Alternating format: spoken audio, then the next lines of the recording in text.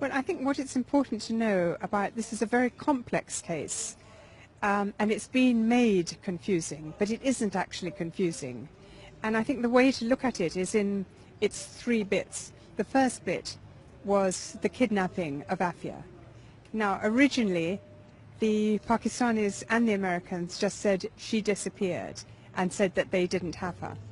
There's now been evidence on tape from the Pakistani police official who was in charge of arresting her and the three children and disappearing her. So it's not confusing. She didn't disappear for 5 years. She was disappeared. The second thing is when she reappeared in Afghanistan, in Ghazni, that was extremely peculiar and nobody understood where she'd come from or why she should be there. But I think it's quite clear that the so-called evidence that she had in her handbag that was supposed to prove her to be a terrorist was completely laughable. But the most important thing is that when she was in the police station in Ghazni, where there were some FBI agents and some American soldiers, and she is alleged to have picked up a gun and shot at them. In fact, the forensic evidence that her defense lawyers produced after two very, very exhaustive visits to Afghanistan showed that there was no fingerprint of hers on the gun, there was no DNA of hers, and there was no bullet hole that came from that particular gun. So I think we can see that that was a scene that was set. The third bit was when she was brought back to America.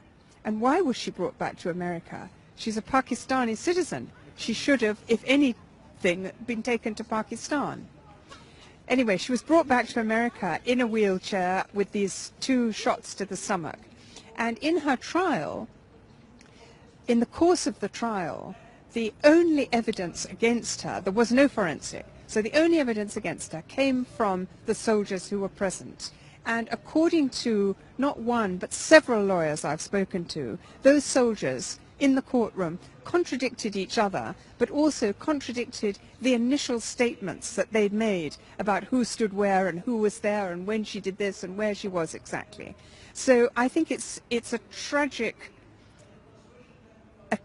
thing for American justice that the jury found her guilty.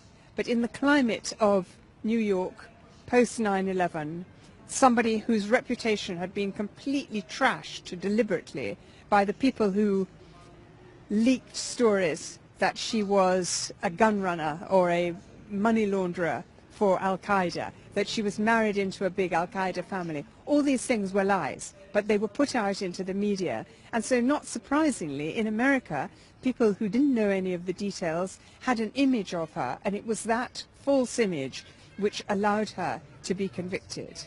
As for getting 86 years, outrageous is the only possible word for this sentence.